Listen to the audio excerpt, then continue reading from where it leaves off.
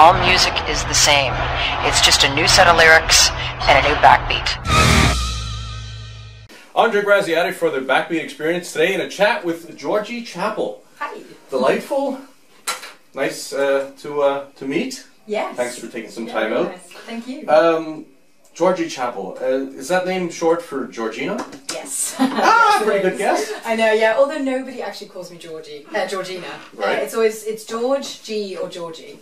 I Okay. get that a lot. Yeah. All my friends call me Georgie though. Okay. And where did your parents get that name? What inspired them to call you Georgina? I think it was my nan's decision in the hospital when I was born. My mum wanted to call me Billy Chapple, which I think would have been really cool. But, Okay. Kind of a blues name. But it would have been cool. So yeah, and they didn't go for that. It ended up sort of being my second unofficial name, so it's Georgina Billy Chapple. Yeah, so I think it was my nan's decision. She was like, well, what about Georgina? And I think that was the only name that everybody agreed on. Really? So they were like, let's do Georgina. I had Anne-Catherine as well. Quite glad they didn't go for that one. No offense to anyone that's name is Anne-Catherine. But yeah, so they decided on that one, and that's how it happened. My dad's English, because people ask me Chapel, that's not a German name. So my dad's English and my mum's German. Right. So that's how the Georgina Chapel came along. Yeah. Well, it's nice to hear that you have an accent, so I kind of figure you probably speak English at home. Yes. And in German on the road. Yes. I'm kind of like the same constellation as a Canadian. I speak. It's kind of like whatever. Yeah, so whatever comes up. I grew up speaking both languages. My dad never spoke German with me, right, from very young age. It's just the right way to do it. Which is, I know, yeah, and I started speaking sort of like Dinglish, like Deutsch and English, okay, putting sentences together with an English. Yeah, but as a child, you're supposed to make mistakes, but you eventually work it out. But I worked it out, and moved to London in 2011, and therefore speak English with all my friends and all the time, and then when I go home and I see my mum, we speak German, so that's how it kind of like stays. Because I learned French at school, but if you don't speak it, it goes. So I'm quite familiar with that, and my French, it's not lost, but it's just forgotten. It's yeah. I need like a little crash course on it again to maybe speak to someone to get back into it. But yeah, right. It's but because I speak English and German constantly with people, I haven't forgotten things. Sometimes I've noticed it in some of the interviews when I'm speaking German, because I've been in London for so long now that I forget words like influence is Einfluss, and I just kept saying influence, and I was like, oh, I don't actually know if they know what I'm talking about. They're probably looking at me going, yeah, she's crazy. so, well, I can sympathize with that. So yeah, so in the end, then Laura, the PR manager, was like, it's Einfluss, and I went, okay, got it. And then from then on, that's what I said. But yeah. So from what I understand, your love of music is probably through osmosis. Both your parents are musicians? Yes, my dad's a guitarist, okay, and my mum's a singer. Okay, so I guess you were kind of like exposed to that even before you were born. Yes, I was basically in my mum's belly in front of a drum kit. That's, I guess, how I got my rhythm. And dad was on guitar, mum was singing, and she actually gave up her dream for me, because she was in a band. They were doing quite well in the 90s, and then she was told.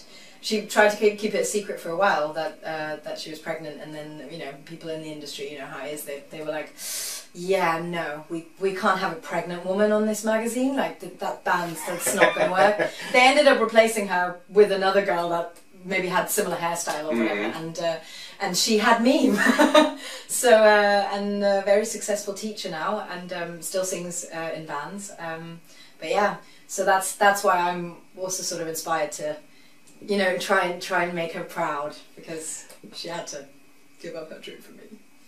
I don't think that would be an issue today. If today, I think people would really sort of promote that and go, you know what, she's working and pregnant, she's a strong woman. You know, it's sort of like the movement at the moment. Right. I think it's quite cool that people are sort of, and especially younger people, are sort of politically interested, and you know, and especially females are sort of coming back strong, and not just being like, oh, I need to be pretty to be successful. It's actually like, I need to be intelligent, and I actually need to have something to say. Yeah. And really happy that things like that are sort of happening right now.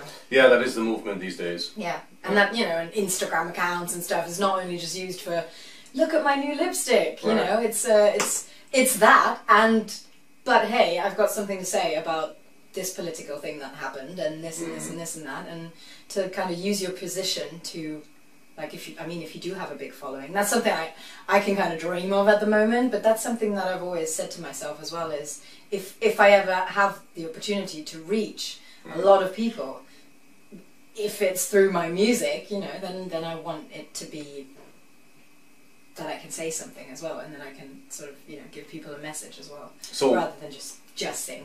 What was the point where you decided, I want to be a musician? It was from a very young age. There was I started writing at the age of 14, and then it was like the sort of first song that I did, and at this point I wasn't quite sure yet, because you know, when you write something, it is personal, and you put your heart and soul into it, and then to show that to someone else is like basically giving them putting the heart on the table for them to stamp on it. Yeah. So basically, I then showed my friends and I showed my family, and it was the first song I'd ever written. It's probably not even that good compared to the stuff that I've been writing now. Everyone gave me very positive feedback, and I think that gave me sort of the strength and the courage to be like, maybe I should go down that route and write more. And I mean, for me it was really nice because it's, you know, things that happen to you.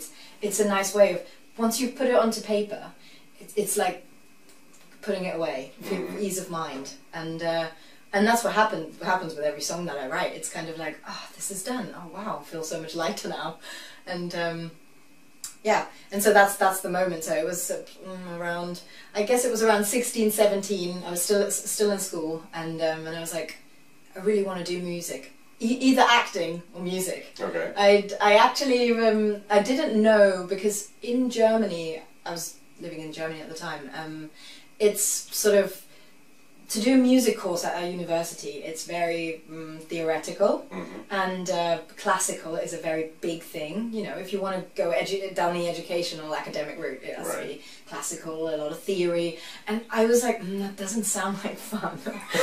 so especially coming from a bluesy rock country background, I was like, that doesn't sound great.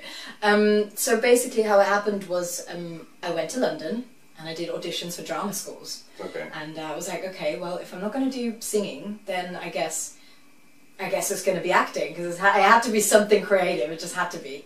And they none of them liked me.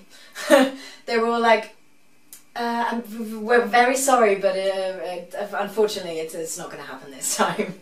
And I did about 10 of them, and then I got tired of it. And one evening my dad just went, why don't you apply for some music unis? Like, you've always done music, that's always been your thing.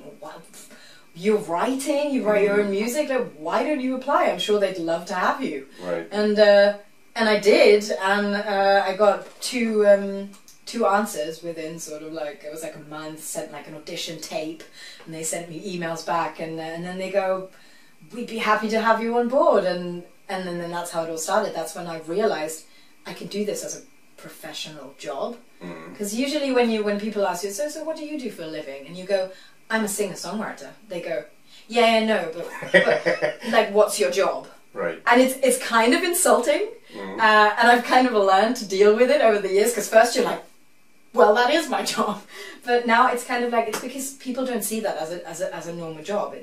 But then, and they think it's like an easy thing. It's like, oh yeah, and then you get famous and it's all happy and fun. It's not actually. It takes a very long time until you're respected in the industry, and it takes, I don't have a Monday to Friday and then I have the weekend off. I don't have a weekend. It's sometimes I'll take some time off on a Monday or on a Thursday, and you know, and it's just, it depends on. It's a full-time job, but you schedule it yourself. Because it's me. Yeah, right. It's like, I'm self-employed, I guess.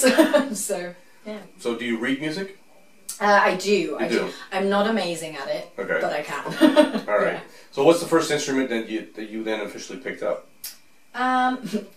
weirdly enough, drums. Okay. I played drums from the age of 6 to 9. Wasn't great at practicing at home. My teacher would always be like, "Oh God, you need to practice," and it was kind of a thing where I was like, "I love this, but not enough to make it a profession." Right. So and my mum quickly noticed that as well. So then quickly I went to piano, and that's kind of where I've sort of stayed. I'm not a Mozart or anything. I'm not amazing at it, but that's how I write my songs, and that's how I when I perform live, you know, I can accompany myself sort of, and picked up a little bit of guitar last year. I'm starting to learn some more chords, so I'm always you know trying. Last song I wrote was actually on guitar, so yeah. But so I'd say it's piano and vocals. Okay. To answer your question. So what happened with the drums? Was that a problem with the rhythm, or? No, it was just that I was too lazy, I guess. Okay. I think it was just, you know, I mean, imagine a 6-year-old and someone being like, "You need to practice at least for an hour," you know, and I'm like, "Yeah, but the sun's out and I want to go outside at night."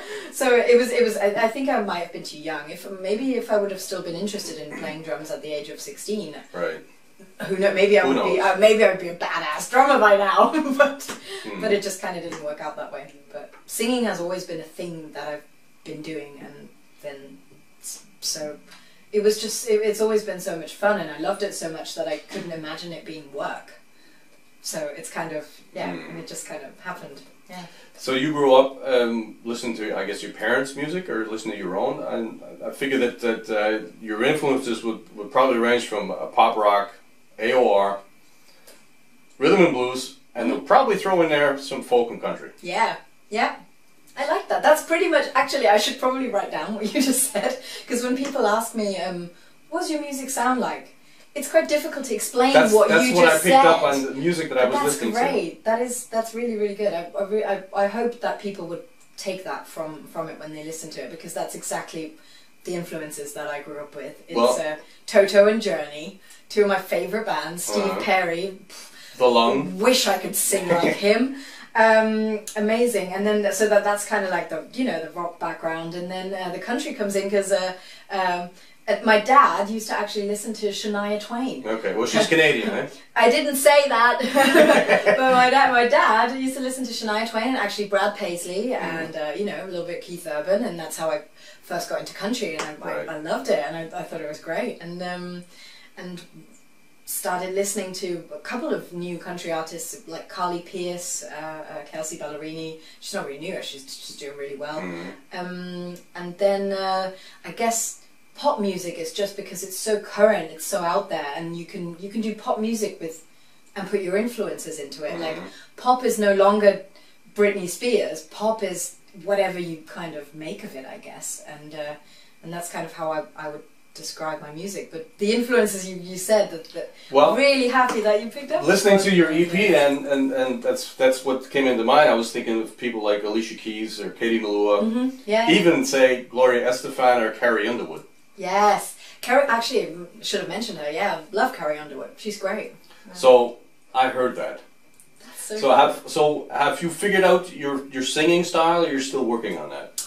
I think I figured it out. I've gone through a long process of trying to figure out what I sound like. Right. Because first year of uni, you get there and you're just overwhelmed with all the different genres and people, and they sing, and so for the first year of uni, I was like, oh my god, this is cool, this is cool, this is cool. So the music that I made then was a mix of a little bit of everything that I was listening to at the time. So it took a while, like through uni and after, until I sort of figured out. Kind of what happened is I went back to my roots. I think I lost myself a little bit down the line because you're influenced by so many. Well, you're trying to figure out your groove. And everybody keeps telling you, well, this is already out there, so you need to sound like this, and well, you look a bit like that, so maybe you should do that, but and give it your own spin and do this. And in the music industry, people are always trying to tell you what you're supposed to look like, what you're supposed to sound like, what you're wearing as a woman, especially. This is how you have to act. This is how you have to look. And I just kind of was at the point where I was like, listen back to some of my old music, and I went, yeah, that's cool, but that does not represent who I am now, and it's not me. No. And yeah, so I went through that process and figured out that exactly what you mentioned earlier, those genres, that's my thing. I've always been listening to it, so that's what I should be doing. So yeah. So did you start out covering songs? Yeah, I started with, you know, Destiny's Child, Christina Aguilera, right. Kelly Clarkson. Because I always figure if you're going to cover a song, you make a conscious effort to try and make it your own. Yes. Yeah. Either change the tempo, do something with it. Or a little bit change the melody, or, you know, put your own vocal spin on it. Yeah, totally agree. Yeah. Otherwise, it's just a copy of someone else's work. Yeah, and then no one's interested.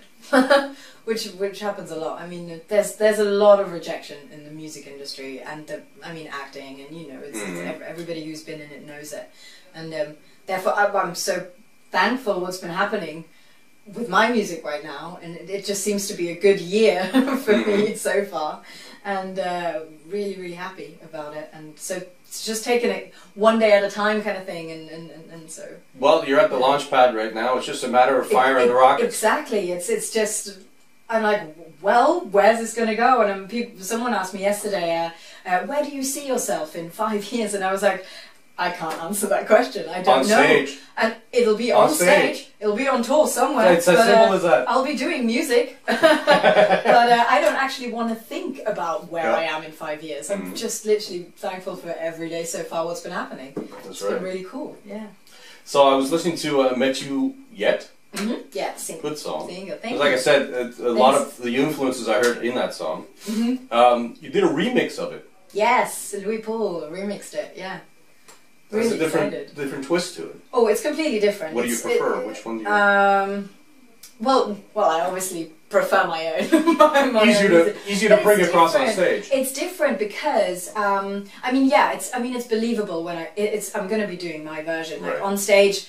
I don't think you'll, and maybe you'll prove me wrong in like 5 years, but I doubt that I'll be ever dancing around on stage with like a backbeat and a little bit of playback. So that's just not me. For me, it's, I mean, if you know the influences that I've been listening to, you know that I'm very interested in having a band, having a real sound. Even if it goes a little bit more mainstream pop, I'd still want it to be real. I don't want to lose the guitars or the piano, you know. Real instruments that they've just always got to be there. And the remix actually didn't start out as we need to get into the pop charts, so we need to make that song pop. So it was basically we went into the studio and we played around with it because we knew that Met You Yet was going to be one of the stripped back songs because it's going to be the single, and I knew that I wanted people to get to know me. And it's difficult to get to know an artist when it's an overproduced thing, like because the voice is there, but you're just like, well, there's so much other stuff in there. You don't really know who that person is. So I knew it was going to be stripped back. It was going to be piano and my voice, and maybe some cool, you know, a little bit of country licks in there. Then we were like, well, let's play around with it though, because it is so simple. Let's put a beat behind it, and let's put like some synth on top of it. Let's just see what it could sound like. And then I flew back to London after, you know, just doing all these ideas and stuff. I flew back to London, and then Louis Paul emailed me the track, and I went, this is so cool. And it was kind of like, obviously, yeah, the artist behind it is still me. That's not going to change.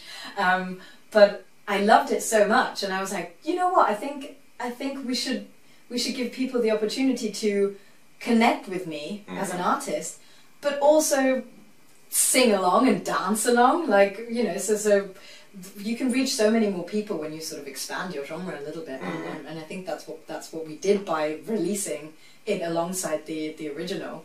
And people sort of it turns out that people have been listening to the remix, then listened to the original and went, huh, don't actually know which one I like more. I really love the piano version.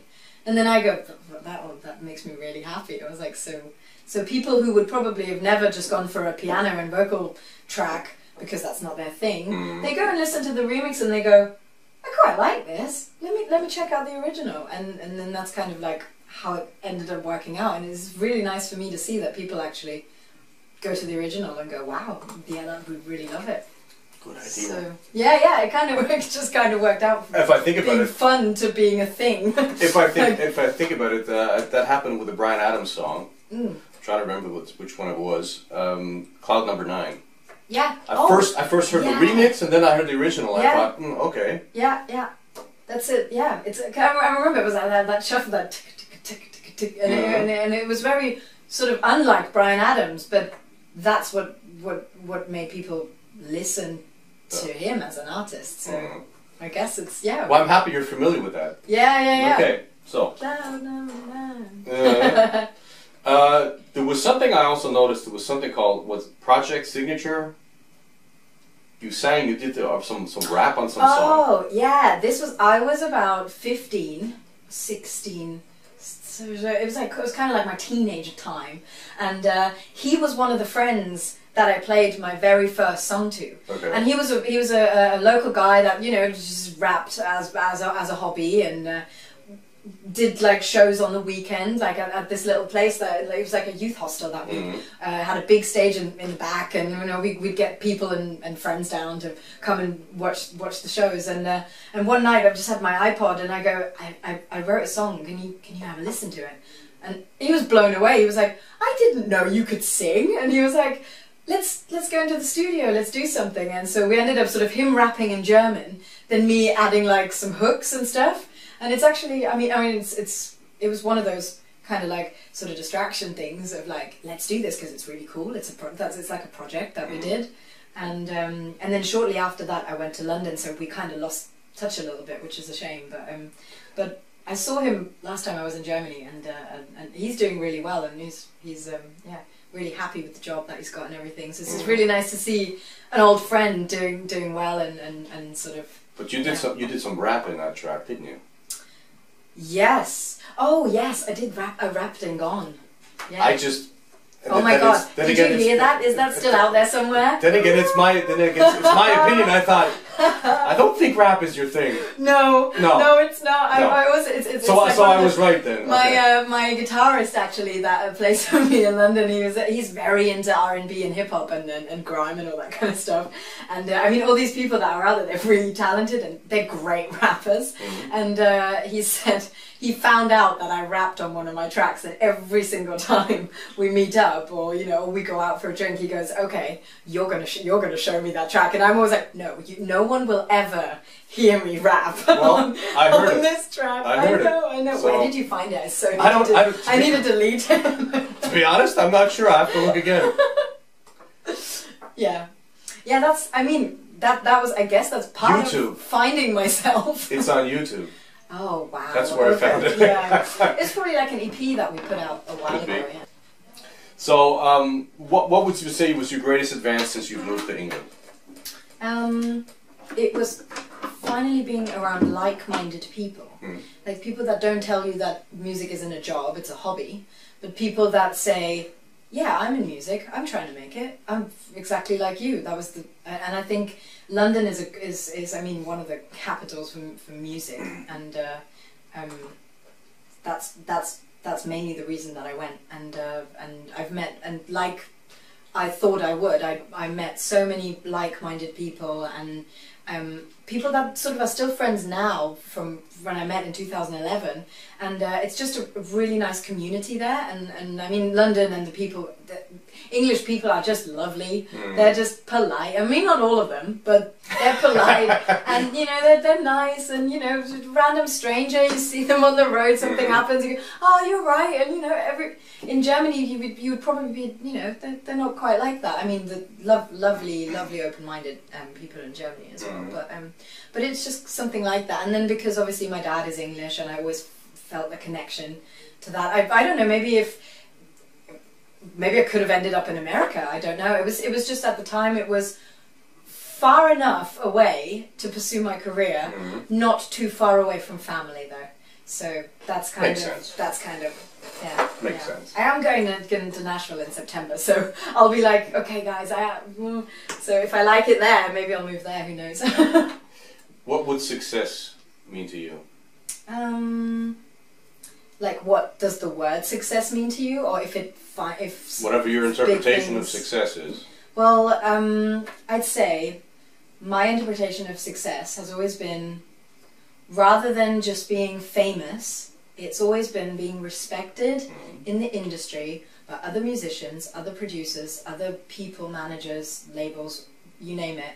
Just people, rather than loads and loads of strangers, just, you know, sort of judging me for this one song or for this one thing that I wore on the red carpet or whatever. Right.